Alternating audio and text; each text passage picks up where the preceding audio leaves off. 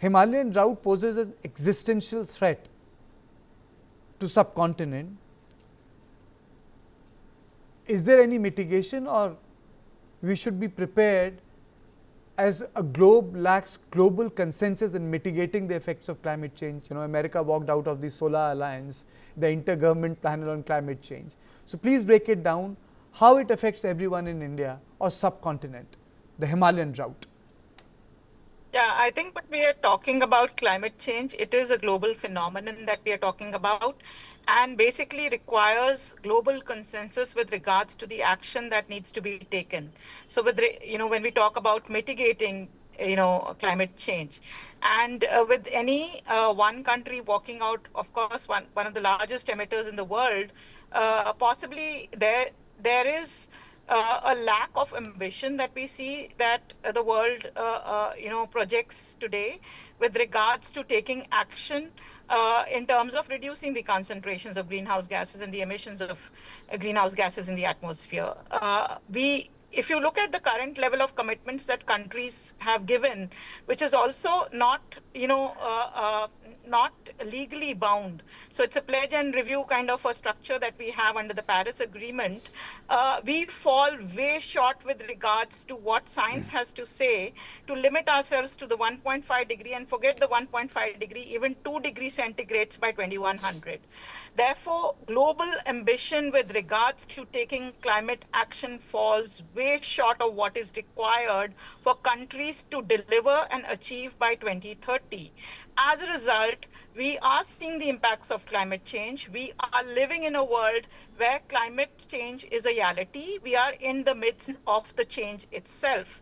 The normal is itself changing, and therefore we are seeing all kinds of changes in weather patterns that we see in the form of different extremes that are striking different parts of the world. Forget the snow in Himalayas. We are also experiencing fires in Australia. We are also experiencing floods. But madam, in context of the Himalayan drought, I would like to keep my conversation specific to it. This concept is very, very alien to general public, that there can be a drought in Himalayas. So Dr. Sushil Kumar, my question is, please break it down for our viewers, how it affects everyone. Yeah, exactly. Because what we are looking this, and we are continuously monitoring. As a earth scientist, I would like to say that what we, from last 3 years, it is happening. Where the names we have taken already in Uttarakhand, in Hindu Kush as well, in apart from our Himalayan belt, this is happening. And what basically, specifically, we are doing for this? Every time we are looking that. And the causes, we know that what is going on. In India, basically, due to Western disturbances, as she said, that the rainfall is very low, and this temperature is, everybody knows that globally increasing. And all these factors we know very well. The question is this: what we are doing for the Himalaya to retreat our snow cover, which is melting and going down, and rainfall as well, and our resources, what storage, what we are doing basically for that. So our question is this: we have to think very carefully that what modern techniques, what is available nowadays. We are looking. We are now in the era of AI, ML, everything.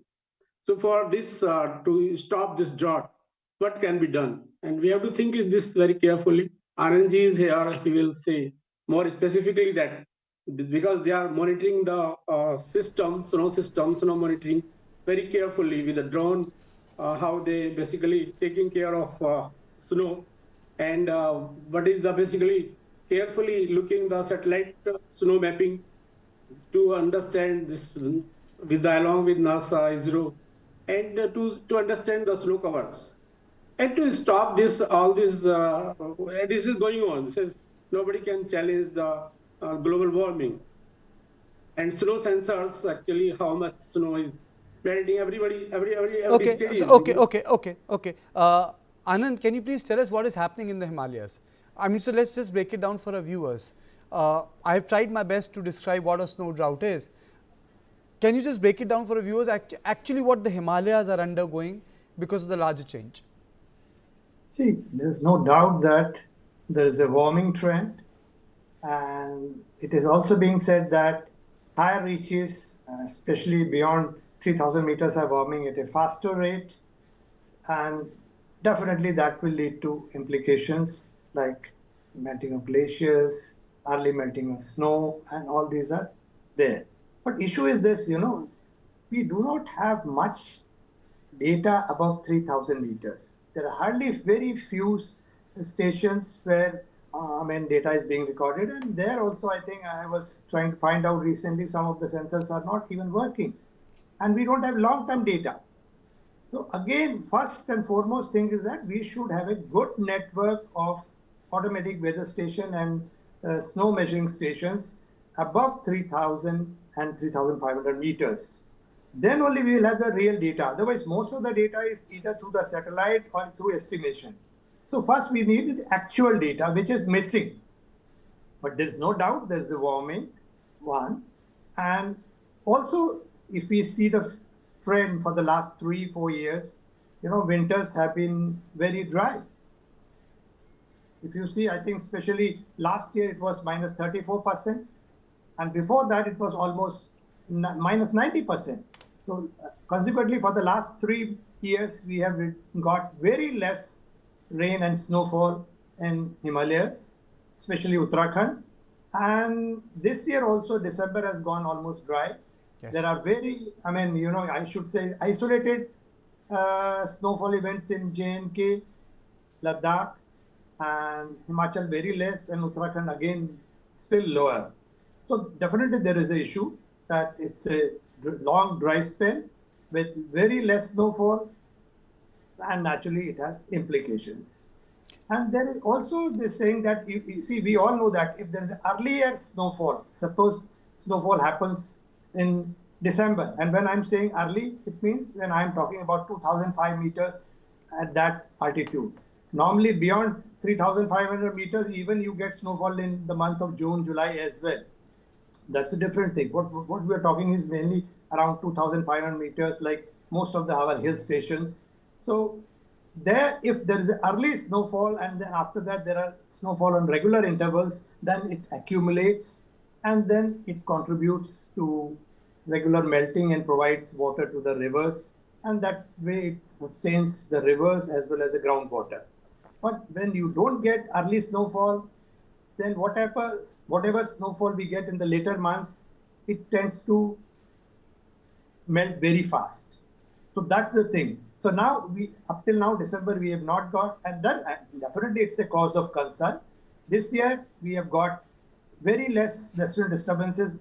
Of course, I would say very less. There were western disturbances. Either they were not very effective or they were passive, and at the same time, they were moving very fast.